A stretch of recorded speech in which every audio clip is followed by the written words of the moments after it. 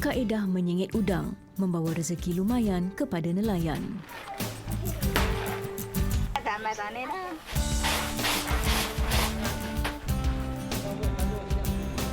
Makanan salai juadah warisan Negeri Sembilan. Saya rasa sebenarnya amat berbangga lah sebenarnya sebab ini adalah salah satu produk warisan Negeri Sembilan yang orang kata apa daripada nenek moyang kita. Dan rezeki ikan kerapu gergasi. Bukan saya saja. Orang tua-tua yang lama keluar laut dia orang pun, ui, besarnya.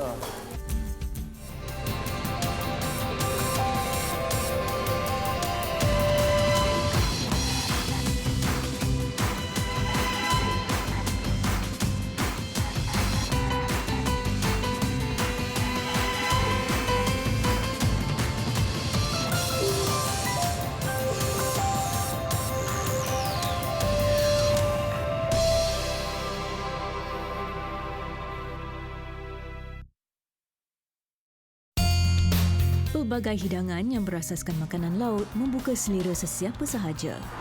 Memang udang. Udang kering menjadi sumber mata pencarian sebahagian penduduk di sekitar Kuala Sungai Merbuk, Sungai Petani Kedah. Mereka melakukan aktiviti menyengit udang ataupun menangkap udang untuk dijadikan udang kering ini di sekitar Sungai Merbuk ini. Alat menangkap udang yang unik digunakan sejak sekian lama. Tarikan cahaya pelita menghasilkan rezeki yang lumayan.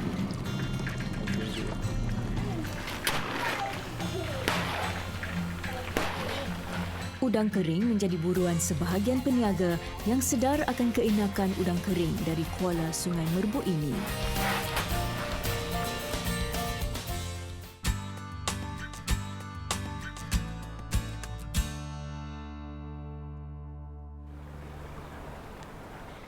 Jeti Kuala Sungai Merbuk, Sungai Petani Kedah ialah jeti utama yang menjadi pintu masuk untuk menyusuri Sungai Merbuk yang kaya dengan pelbagai khazanah alam dan sejarah.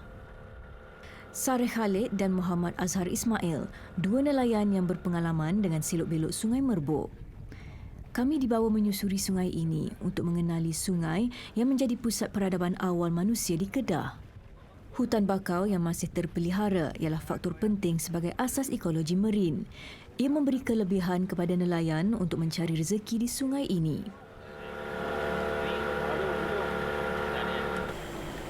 Sampai menyengit sampai sini ya? Tempat ni, tang ni memang tempat bodong udang abang ni. Sebab dia bertimbas siang sikit. Kawasan ni sampai ke dalam tu, tang bona tu, hanya sebelah lah. Sebelah sini dia kurang sikit lah. Dia main sampai pelantang tu.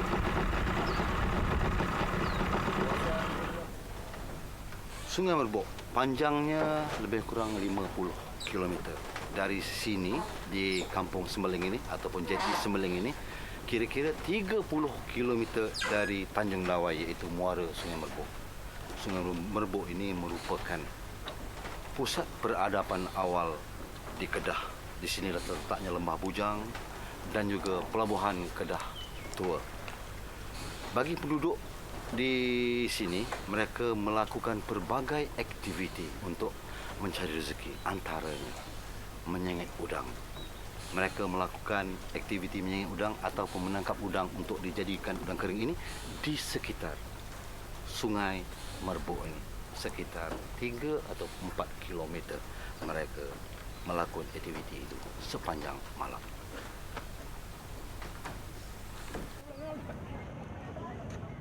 Sebelum malam melabuhkan tirainya, kami ke jeti Kampung Semeling untuk melihat bot nelayan yang menangkap udang dengan kaedah yang dipanggil menyengit oleh penduduk setempat. Menangkap udang ini digelar menyengit kerana tekong perlu duduk di tepi sampan agar kedudukan bot singit sebelah. Ini supaya dinding bot yang rendah ke gigi air akan memudahkan udang masuk ke dalam bot. Suhaimi Khalid, 26 tahun, memeriksa peralatan yang digunakan sewaktu menyengit. Alat ini dihasilkan daripada bahan aluminium dan juga fiber. Alat ini diperkenalkan kira-kira 5 tahun lalu bagi menggantikan alat asal yang diperbuat daripada buluh dan lidi kelapa atau lidi nipah.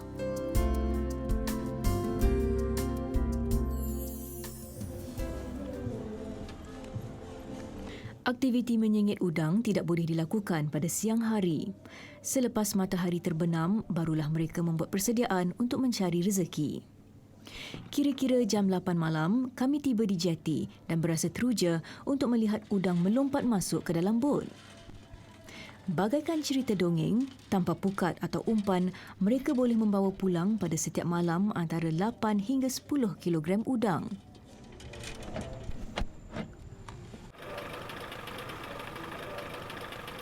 Ketika menyengit, pelita minyak tanah amat penting kerana ia menarik perhatian udang. Pelita digunakan kerana cahaya yang diperlukan tidak boleh terlalu terang sehingga menerangi kawasan sekitar sungai. Pelita diletakkan di dalam kotak agar limpahan cahaya pelita hanya menerangi bahagian alat menyengit yang diturunkan ke dalam air. Cahaya yang terlalu terang pula menyebabkan udang menjauhi kawasan yang mereka sasarkan. Setelah semua persiapan berjalan lancar, mereka memulakan usaha untuk meraih rezeki yang diharapkan lumayan setiap kali ke sungai. Setelah selesai semua persiapan, mereka memulakan perjalanan menyusuri Sungai Merbuk dalam samar-samar cahaya pelita. Alah bisa tegal biasa, mereka telah mengenali selok-belok Sungai Merbuk ini walaupun dalam kegelapan malam. Di mana lubuk, tiang pukat rentang ataupun kayu, semuanya berada dalam kotak ingatannya yang telah terpahat sejak sekian lama. Setelah beberapa ketika menyusuri sungai, Azhar tiba di lokasi yang dipercayai lubuk udang atau dalam istilah setempat, bodong. Inilah saat yang sesuai untuk dia menurunkan alat menyengit. Bodong bermaksud terdapat segerombolan udang di bawah permukaan air. Alat tersebut berfungsi sebagai menghalau udang dan membuatkan udang terkejut, seterusnya melompat menuju cahaya pelita. Ketika itu, bot perlu bergerak perlahan dan gerombolan udang melompat menuju cahaya pelita dan jatuh di dalam bot. Alat menyengit sentiasa dibiarkan di dalam air dan bot terus bergerak sambil udang melompat masuk. Apabila tiada udang yang melompat ke dalam bot, barulah alat menyengit akan diangkat dan mereka akan mencari kawasan baharu. Kebiasaannya, mereka akan menyusuri kawasan pinggir sekitar 3 hingga 4 kilometer dan kemudian akan berpatah semula untuk mencari kawasan bodong yang lain pula. Kebiasaannya, nelayan akan turun berpasangan. Ada juga yang membawa isteri mereka sebagai teman. Ini kerana suasana malam yang samar dengan hanya diterangi cahaya pelita mendedahkan mereka kepada pelbagai risiko.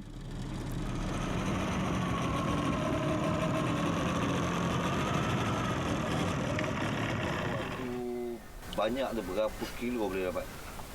Kalau kerin, sehari semalam-semalam duk main boleh dapat lebih kurang dalam 8 kilo kerin lah. Okay, kalau basah? Kalau basah 8 kilo dapat 4 timba ni.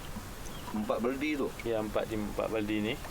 Kalau kering jadi satu baldi dah? Kalau kerin ni, dia boleh dapat 8 kilo kerin lah. 4 baldi, 8 kilo kerin. Kebiasaannya, mereka melakukan aktiviti menyengit antara 2 hingga 3 jam sahaja. Cuaca mendung dengan diiringi hujan renyai menyebabkan hasil tangkapan tidak lumayan. Malam ni kurang banyak lah. Kurang banyak lah. Kira kurang banyak kan.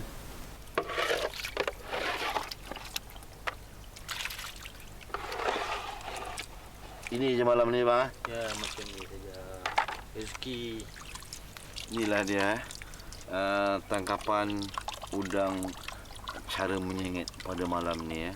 Sebenarnya ketika ini musim menyengit udang ni sudah hampir berakhir kerana biasanya musim menangkap ini cuma 3 bulan. Kebanyakan nelayan yang menangkap udang ini mereka mempunyai pekerjaan lain selain menangkap udang. Tetapi ketika musim udang ini pendapatan mereka memang lumayan.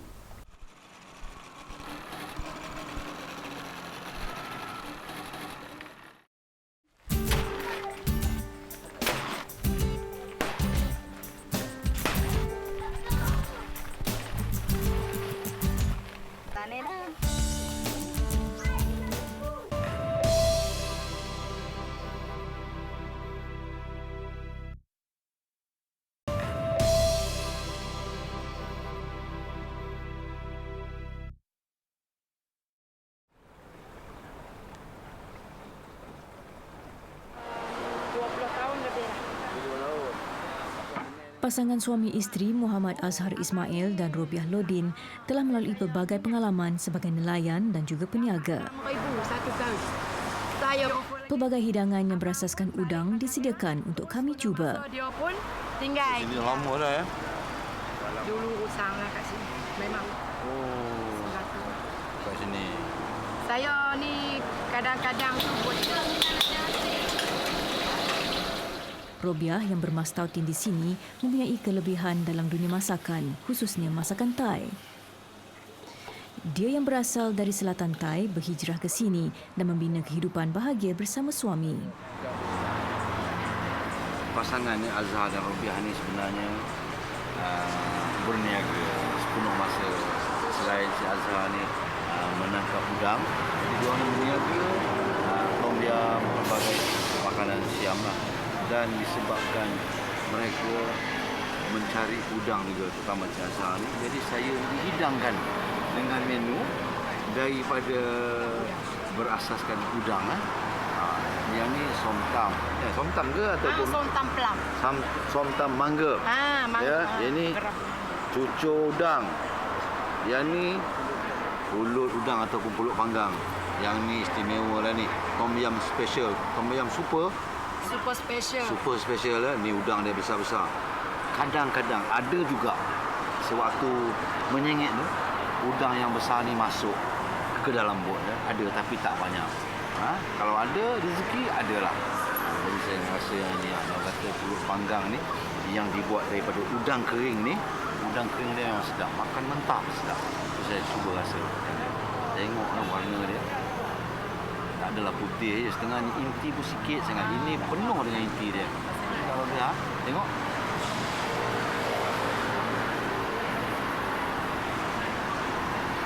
Memang sedap lah. Udang ni, udang kering, dari udang kering pun sedap. Udang kering, tak heran udang kering di sini diborong oleh kebanyakannya peniaga-peniaga Cina sebab rasa dia yang sedap. Selain itu, harganya mahal, RM50-60 sekilo. Yang ni kerabu mangga. Memang udang sedap. Sebab Kak Robiah ni asal je dari Thailand, Nartiwat dekat kan. Nartiwat. Memang tak ada siapa pun menafikan. Tom yam dari Thai memang sedap sebab asalnya tom yam ni memang dari sana. Ni udang dia. Sepotong udang dengan kuah dia. Memang tak dapat dilupakan. Sedap.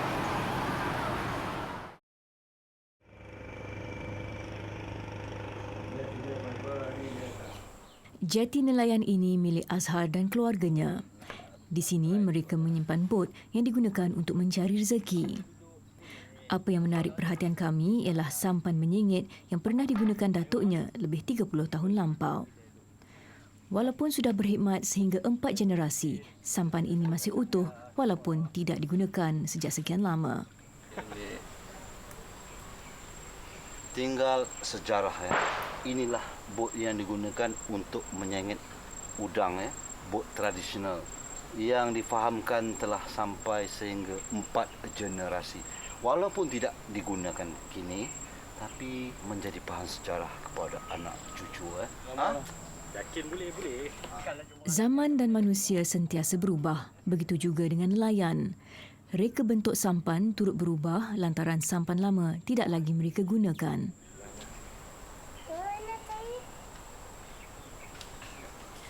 Ni dia ya. Antara yang baru dan yang lama.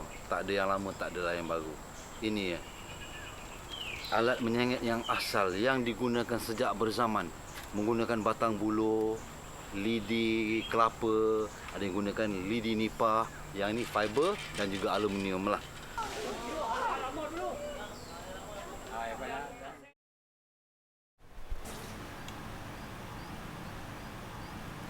Walaupun tidak sebanyak hasil tangkapan malam-malam sebelumnya, Robiah bersyukur dengan rezeki yang ada.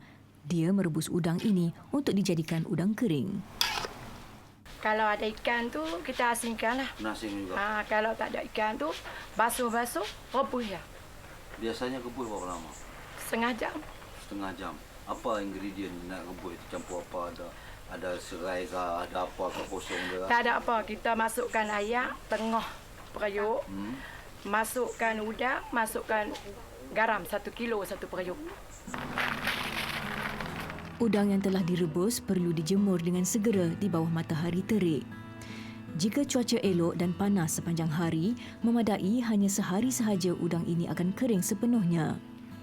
Setelah diangkat dari jemuran, ia boleh terus diproses untuk jualan. Jenis yang pertama ni udang ni. Hal ni untuk menyirin. Menyengit orang panggil. Menyengit lah. Yang kedua, udang pompang. Pompang. Sebab apa nama Pompang pun tak tahu yang kita panggil apa. Pompang. Pompang. Yang kecil tu harga dia 50. Yang macam ni kalau buat kering, harga dia 60. Tapi hak yang ni kalau besar, kilo 60. Udang kaki yang hitam tu 60. Udang yang dijemur perlu diberi perhatian bagi mengelakkan jemuran dimakan ayam atau kucing, selain ia perlu dibalik-balikkan sehingga kering sepenuhnya. Jika udang telah kering sepenuhnya, ia dimasukkan ke dalam guni untuk menjalani proses seterusnya. Udang ini perlu diproses dengan segera kerana permintaannya cukup tinggi daripada perai. Kilo ni.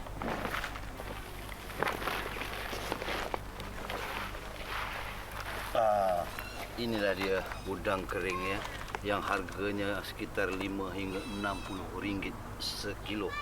Terdapat beberapa jenis sebenarnya udang, tetapi disebabkan bilangan dia ataupun yang dijemur ni tidak begitu banyak, mereka campurkan saja pada jualan harga pukal RM50 ataupun RM60 sekilo. Tetapi jika banyak jumlah dia, udang yang besar dengan yang kecil ni diasingkan ya, yang kecil dengan yang besar diasingkan. Satu sebab yang kecil ni cepat kering.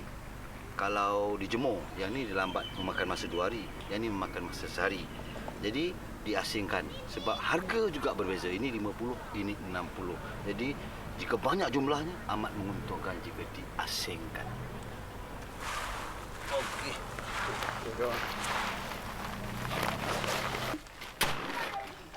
Guni yang berisi udang ini dihempaskan berkali-kali untuk menanggalkan kulitnya. Ia antara faktor yang menyebabkan udang kering di sini dijual dengan harga tinggi, memandangkan hasilnya ialah 100% isi sahaja. Rasanya juga sangat enak, malah boleh dimakan begitu sahaja. Dia basah, dia tak ni.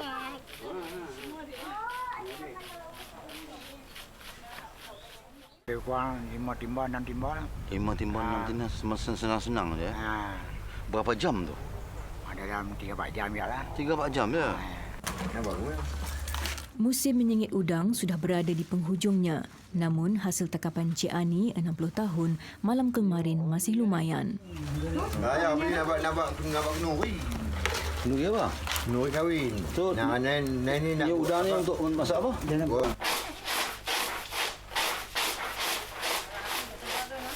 Rohmah Abdul, 60 tahun, isteri Cik Ani, bukan sekadar menampi udang secara bergotong royong, malah ada kalanya dia turut menemani suaminya menyengit udang di sungai.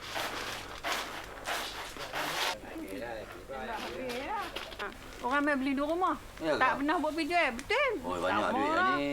Banyak tak banyak biasalah. Kerja sama main kerja ni dah. Duk belah anak-anak semua lengat ni je. Ni je. Bekalan yang tidak pernah cukup, begitulah tingginya permintaan udang kering dari kampung ini. Malah, dia tidak perlu menjaja udang kering di kedai. Setiap kali udang keringnya siap dibungkus, sudah ada peraih yang menempahnya. Agak-agaknya kalau sebulan lah Kak ya. Berapa ringgit boleh dapat? Bulan habis-habis pun tak ada.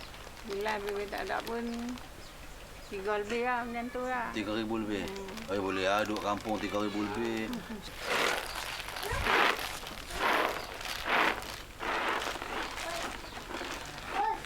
Menampi ini adalah tugas terakhir untuk mengasingkan udang dengan kulit dan abuknya di kampung Pinang Luar yang betul-betul berada di tepi Sungai Merbuk. Kebanyakan penduduk yang tinggal sini adalah saudara mara, adik-beradik, ipar duai, yang kebanyakan mereka memang secara turun-temurun mengerjakan kerja menangkap udang secara menyengit ini ya. Dan yang ini ya, udang ini dah diasingkan pun, dan yang dibungkus ini sedia untuk dipasarkan dan saya difahamkan kesemuanya telah dipesan ataupun ditempah oleh pelanggan. Saya nak beli pun, maaflah dia kata, tak ada stok dah. Itulah permintaan yang cukup tinggi terhadap udang kering di sini. Kuah cok udang. Hampas kulit udang ini dikumpulkan kerana ia mempunyai permintaan khususnya untuk dibuat baja, makanan ayam dan juga keropok udang. Rasa sikit ya. Okey. Ni dia ya. Setelah ditampi, ini hasilnya ni. Bukan buang tau. Ni berguni, rupanya memang menjadi sumber pendapatan. Abuk ni difahamkan dijual dengan harga RM1 sekilo. Anak Cik Ani, salah seorang nelayan yang menjadi tokenya, peraihnya, dia akan mengumpulkan semua yang industri udang kering ni. Dia akan kumpulkan semua abuk ni, dia akan jual pula keluar. Begitulah bak kata dia orang ni, semua produk dari udang ini boleh digunakan, berharga bernilai. Udang antara makanan laut yang sangat digemari masyarakat. Hasil buah fikiran golongan nelayan, wujudnya kaedah menangkap udang yang unik iaitu secara menyengit, kaedah yang mudah dan memberi hasil yang memuaskan. Masih ramai generasi muda berminat untuk menceburkan diri meneruskan legasi keluarga sejak berzaman, memandangkan pendapatan yang lumayan hasil menyengit udang. Saya rasa sebenarnya amat berbanggalah sebenarnya sebab ini adalah salah satu produk warisan Negeri Sembilan yang orang kata apa daripada nenek moyang kita.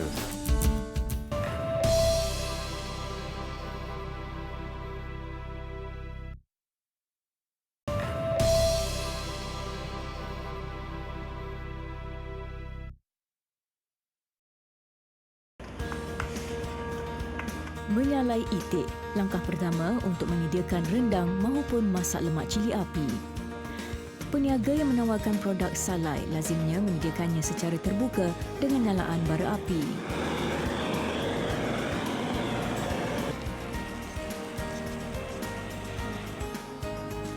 Menyedari potensi masakan salai, generasi muda turut membabitkan diri dalam perusahaan ini dengan kaedah lebih moden. Aroma yang enak menggamit kunjungan ke restoran makanan salai yang banyak terdapat di Negeri Sembilan.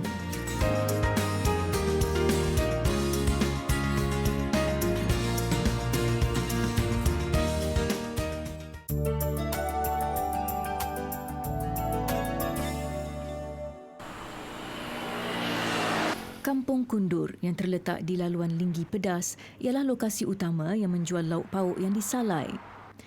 Pelbagai pilihan ditawarkan di gerai sekitar kawasan ini.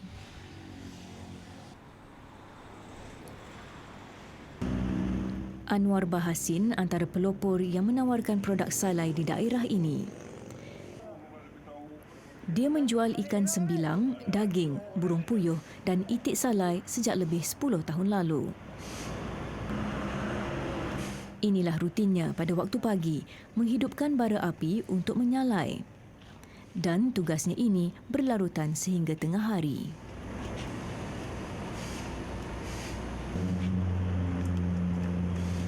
Selalu kebanyakan dia cari buat macam ni ikan lah. Ikan sembilang salai ni.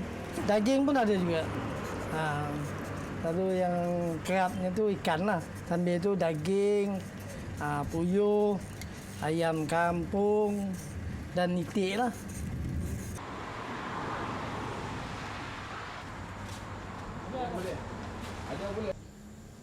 Tekstur daging itik yang lebih padat dan minyak yang dikeluarkan ketika menyalai menjadikan hidangan lebih enak.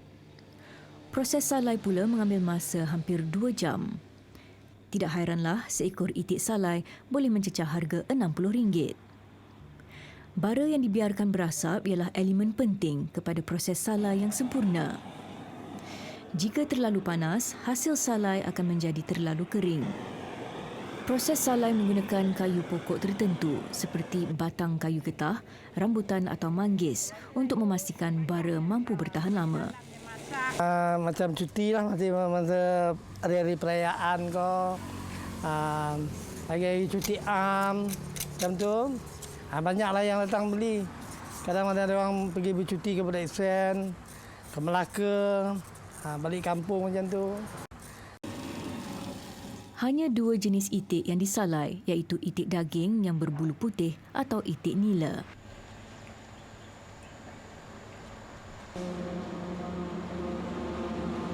Itik ni sedap buat rasa, Cik. Ni buat rendang pun sedap. Tak lemak jenis padi pun sedap. Kat sini ada dah siap jual ke? Ada juga ada. Ya, rendang pun ada. Rendang itik ada.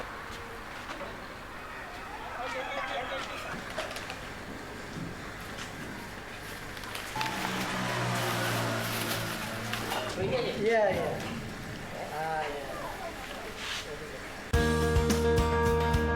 Sabak salai, satu lagi tarikan di Kampung Kundur Hulu untuk mendapatkan produk salai. Ia diusahakan oleh Muhammad Takdir Sajin yang memodernkan kaedah salai. Kita menggunakan rumah asap ataupun sabak. Sabak ni ialah sebuah rumah asap yang diperbuat daripada batu bata. Jadi kita bila dah jadikan bara ni, kita masukkan ke dalam. Setiap produk yang dimasukkan di dalam sabak ni akan digantung dan akan disalai di dalam ni lah, di dalam bilik ni ataupun rumah asap ni.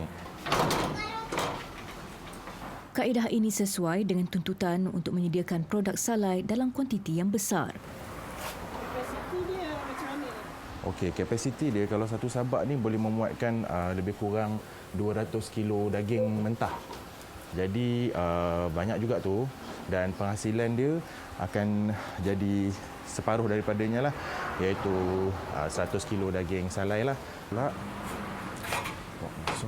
Suhu rumah asap antara 70 hingga 80 darjah Celsius membolehkan daging yang disalai masak sempurna selepas 5 atau 6 jam.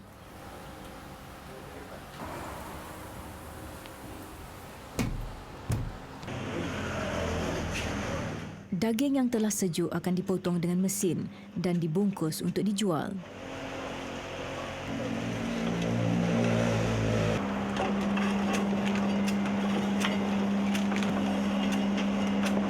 Daging salai mendapat permintaan yang tinggi selain itik, ikan sembilang serta ayam kampung.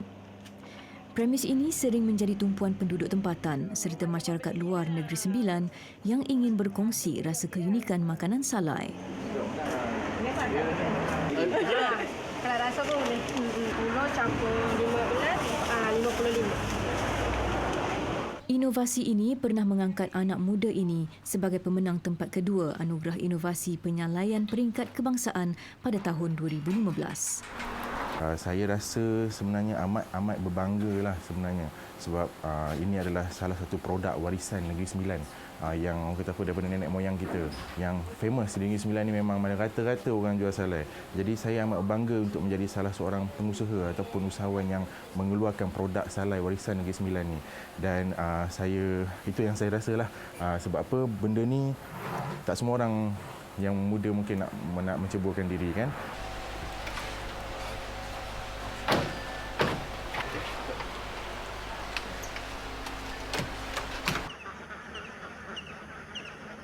Ladang penternakan itik milik Azmi Muhammad Yassin terletak tidak jauh dari kedai salai Anwar Bahasin di Kampung Kundur Tengah. Di sinilah Anwar mendapatkan bekalan itik.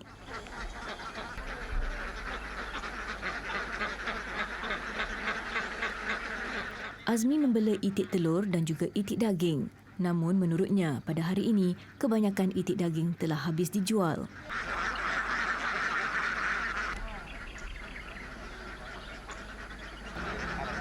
Tambah Azmi, telur itik sentiasa mendapat permintaan tinggi, manakala itik daging pula paling laris ketika musim perayaan. Sambutan buat masa sekarang ni memang agak tinggilah. Itik telur ni cuma sambutan telur sajalah. Itik daging ni cuma ada musim.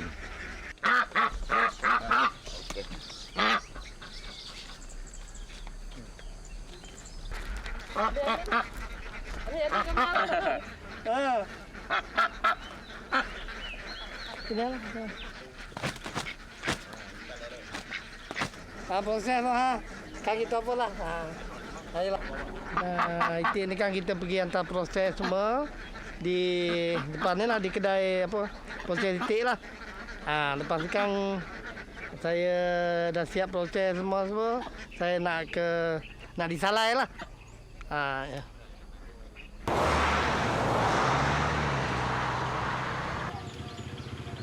Kedai memproses ini juga berdekatan dengan ladang itik. 3 ekor itik yang ditangkap tadi ditimbang terlebih dahulu. Berat seekor kira-kira 3 kilogram. Upah untuk memproses itik ialah RM5 seekor. Ini termasuklah proses sembelih dan mencabut bulu itik.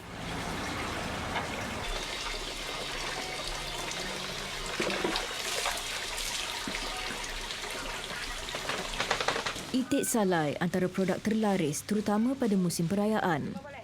Ia biasanya dibuat rendang, sejenis juadah warisan Negeri Sembilan yang lazimnya dihidangkan ketika sambutan Hari Raya. Terima kasih. Ya. Nah, semua. Ya? Okey. Negeri ini juga terkenal dengan masak lemak cili apinya. Antara yang paling popular ialah ikan sembilang salai masak lemak yang turut ditawarkan kepada pelanggan di gerai Sabak Salai. Selain itu, daging salai masak lemak dan rendang itik turut disajikan.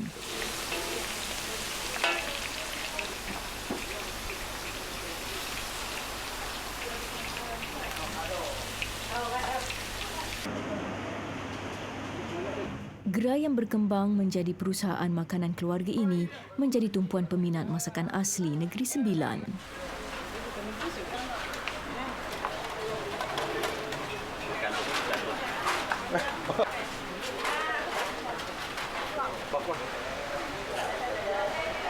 Daging sabak ni. Ini daging sabak. Salai lembik. Ikan salai. Pukat betul lah dia kena pukat dah. Tak pukat tak boleh. Ini kita ada rendang itik salai. Selalu orang nak makan itik takut kan. Tapi ni itik yang dah disalai. Lepas tu kita buat rondang pula, rondang Minang. Rondang Minang lah. Rondang Minang. Ini kita punya antara specialty jugalah. Ini orang memang datang mencari lah. Rasa dia punya podes Podes punya lemak semua ada lah. Disebabkan populariti masakan salai di Negeri Sembilan, terdapat 5 pengusaha produk salai di sekitar kampung ini sahaja. Bagi orang Negeri Sembilan ni, kena ikan salai Sembilang ni memang sedap lah, masak lemak jadi padi. Itu yang special ni tu. Dicampur pula dengan belimbing ke, dengan pucuk ubi. Memang sedap lah. Istimewanya, makanan salai ini juga boleh dinikmati begitu sahaja. Itik yang sedapnya sekali buat gendang. Gendang memang sedap kan. Selain daripada itu masak lemak. Isteri Anwar, Siti Rohaya Mat Lazim, sering mendapat tempahan untuk menyediakan rendang itik. Hidangan ini agak berbeza daripada rendang daging kerana ia agak pedas dan terdapat variasi campuran ramuan rempah lain. Proses memasaknya juga memakan masa yang agak lama bagi memastikan daging itik benar-benar empuk.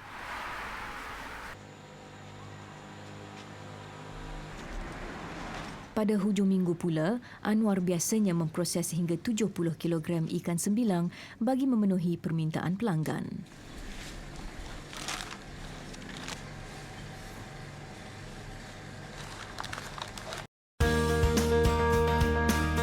Masa depan industri salai di Kampung Kundur dilihat cerah dengan adanya pembabitan semua golongan termasuklah generasi baharu yang dapat meneruskan perusahaan makanan warisan Negeri Sembilan ini.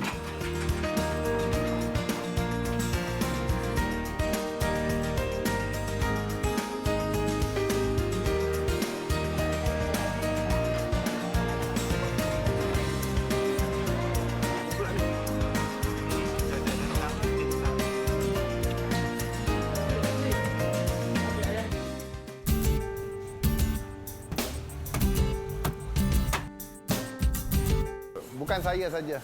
Orang tua-tua yang lama keluar laut, dia orang pun, ui, besarnya.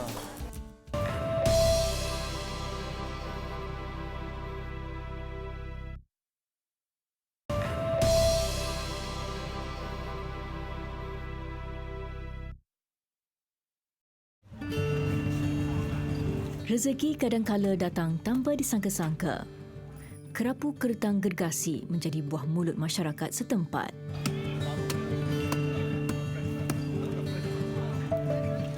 Bukan saya saja. Orang tua-tua yang lama keluar laut, dia orang pun, ui, besarnya. Saya tengok usia dia ada 30 tahun, 40 tahun ikan tu.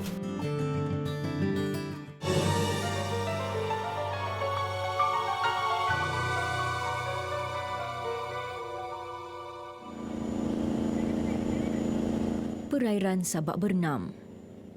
Di sini, lubuk tumpuan Heng Hen Tong dan Heng Tin Su setiap kali keluar memukat ikan. Mereka pasangan adik-beradik yang meneruskan warisan keluarga menjadi nelayan.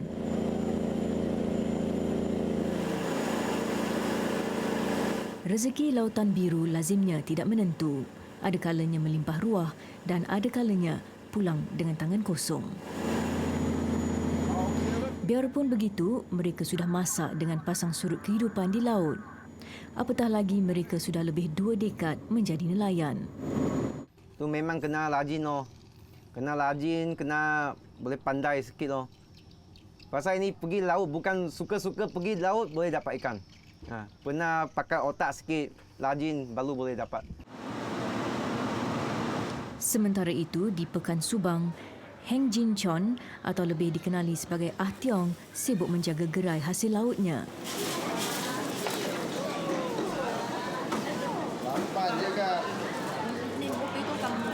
Majalah 3 pernah mendekati Ah Tiong awal tahun ini untuk menyelami liku kehidupannya sebagai seorang peraih.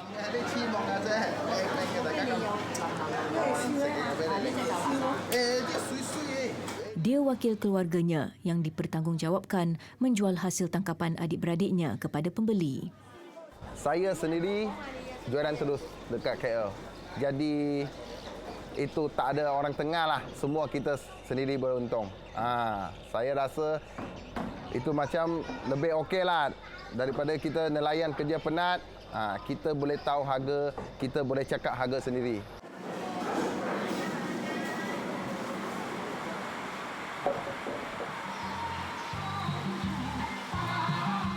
Hubungan kekeluargaan yang cukup erat dapat kami saksikan ketika menyambut ketibaan Tahun Baru Cina baru-baru ini. Bagi Ah Tiong sekeluarga, biar sesibuk mana mereka mencari nafkah, keluarga tetap diutamakan. Memasuki Tahun Ayam mengikut kalender Cina diharap dapat membantu mengembangkan perniagaan keluarga.